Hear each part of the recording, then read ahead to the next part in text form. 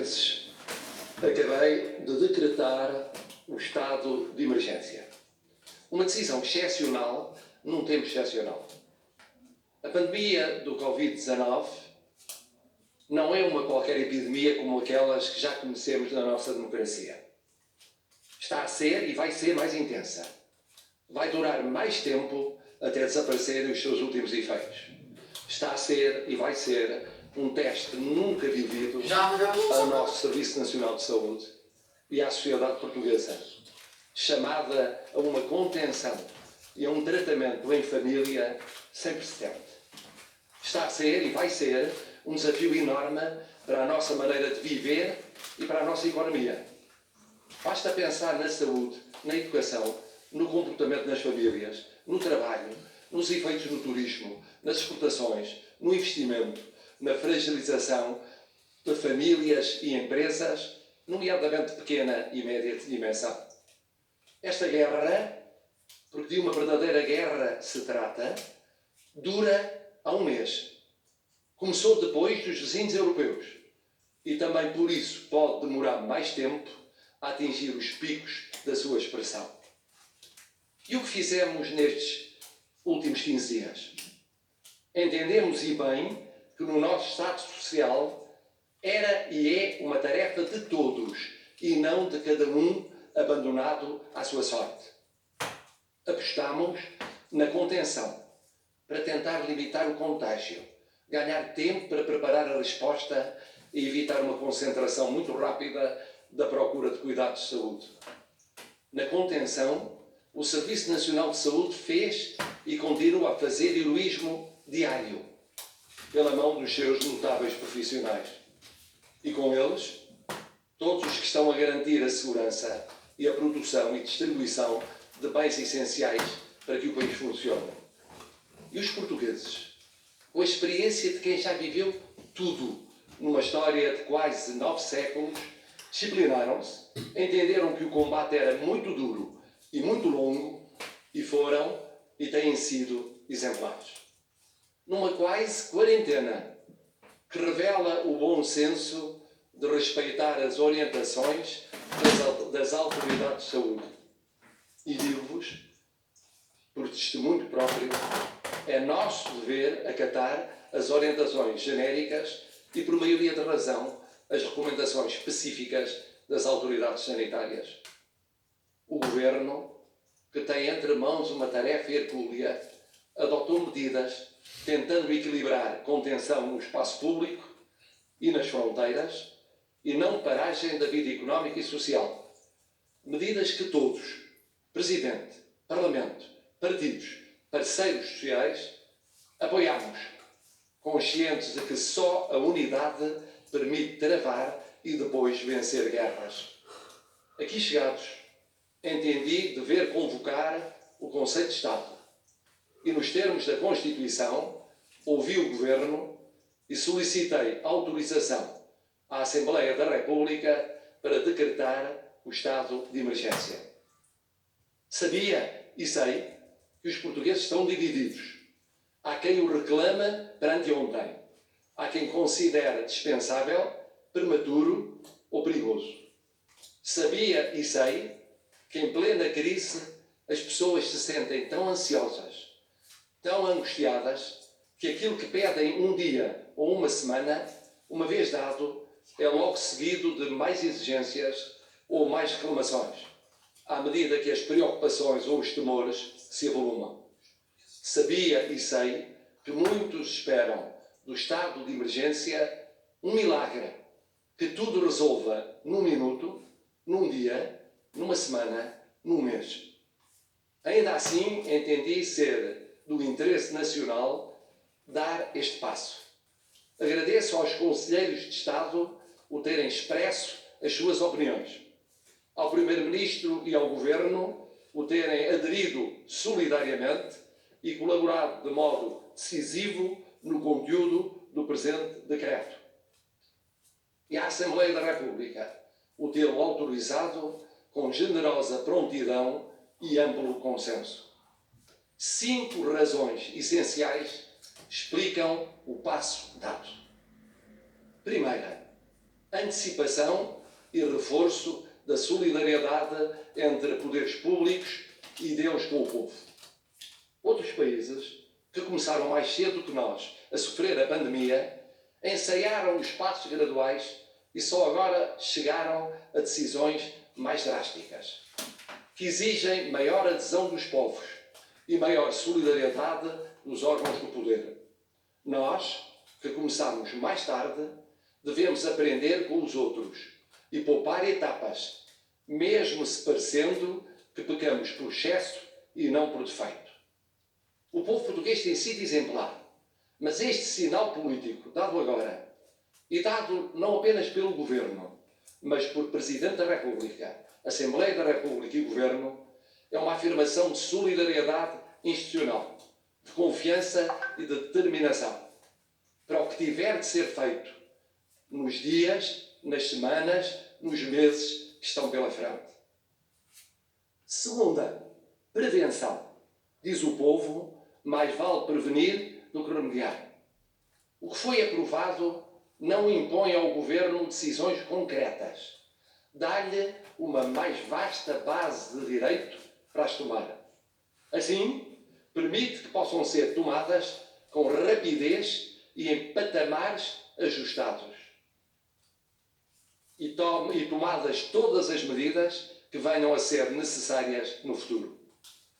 Nomeadamente, na circulação interna e internacional, no domínio do trabalho, nas concentrações humanas com maior risco, no acesso a bens e serviços impostos pela crise, na garantia da normalidade na satisfação de necessidades básicas, nas tarefas da proteção civil, em que, nos termos da lei, todos já são convocados, civis, forças de segurança e militares.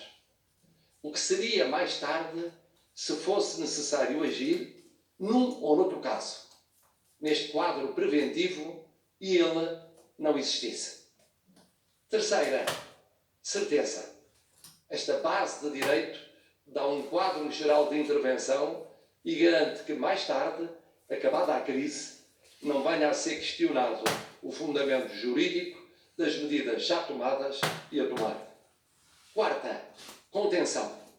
Este é um estado de emergência confinado, que não atinge o essencial dos direitos fundamentais, porque obedece a um fim preciso de combate à crise da saúde pública e de criação de condições de normalidade na produção e distribuição de bens essenciais a esse combate. Quinta, flexibilidade. O estado de emergência dura 15 dias, no fim dos quais pode ser renovado, com avaliação no terreno do estado da pandemia e da sua previsível evolução. É um sinal político forte, de unidade do poder político, que previne situações antes de poderem ocorrer, estabelece um quadro que confere certeza, dá poderes ao Governo, mas não rigidifica o seu exercício, e permite reavaliação na sua aplicação num combate que muda de contornos no tempo. É também um sinal democrático. Democrático pela convergência dos vários poderes do Estado. Democrático porque é a democracia a usar os meios excepcionais que ela própria prevê para tempos de gravidade excepcional. Não é uma interrupção da democracia. É a democracia a tentar impedir uma interrupção irreparável na vida das pessoas. Não é, porém, uma vacina, nem uma solução milagrosa que dispense o nosso combate diário, o apoio reforçado ao Serviço Nacional de Saúde, a capacidade de pessoas e famílias continuarem a tentar limitar o contágio, para que os números a crescer cresçam menos do que os piores cenários e para que o tratamento possa ser cada vez mais em casa. Tudo mais cedo do que mais tarde. Até porque num ponto os especialistas são claros. Depende da contenção nas próximas semanas o conseguirmos encurtar prazos, poupar pacientes e, sobretudo, salvar vidas. Temos, pois, todos, de fazer por contribuir para ir o mais longe e o mais depressa possível nesta luta desigual. E quanto mais depressa formos, mais depressa poderemos salvar vidas, salvar a saúde, mas também concentrar-nos nos efeitos a prazo no emprego, nos rendimentos das famílias, das empresas. E mesmo agora, só se salvam vidas e saúde se, entretanto, a economia não morrer. Por isso o Estado é chamado a ajudar a economia a aguentar estes longos meses mais agudos, fazendo o que possa para proteger o emprego, as famílias, as empresas. Mas nós temos de fazer a nossa parte. Não parar a produção. Não entrar em pânicos de fornecimentos como se o país fechasse. Perceber que limitar contágio e tratar contagiados em casa é e tem de ser compatível com manter viva a nossa economia. Assim é em tempo de guerra.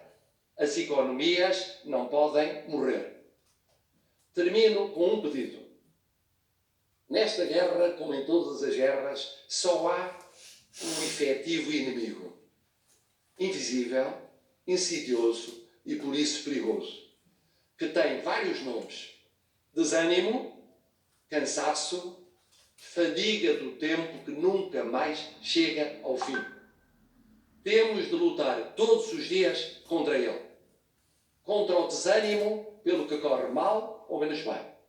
Contra o cansaço de as batalhas serem ainda muitas e parecerem difíceis de ganhar.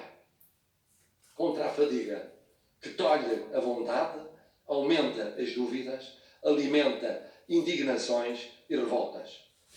Tudo o que nos enfraquecer e dividir nesta guerra alongará a luta e torná-la mais custosa e dolorosa. Resistência, solidariedade e coragem são as palavras de ordem. E verdade, porque nesta guerra ninguém mente, nem vai mentir a ninguém. Isto vos diz e vos garante o Presidente da República, por vós diretamente eleito, para ser, em todos os instantes, os bons e os maus, o primeiro e não o último dos responsáveis perante os portugueses. O caminho ainda é longo, é difícil e é ingrato. Mas não duvido um segundo sequer que vamos vencê-lo o melhor que pudermos e soubermos. Na nossa história, vencemos sempre os desafios cruciais. Por isso temos quase 900 anos de vida. Nascemos antes de muitos outros, existiremos ainda quando eles já tiverem deixado de ser o que eram e como eram. Deixem-me terminar com um exemplo de como somos. O exemplo da neta enfermeira que no dia em que perdeu o seu avô, a primeira vítima mortal, me dizia: Presidente, já só faltam 9 dias para eu regressar à luta. Somos assim porque somos Portugal. Está assim concluída esta comunicação ao país feita pelo Presidente da República.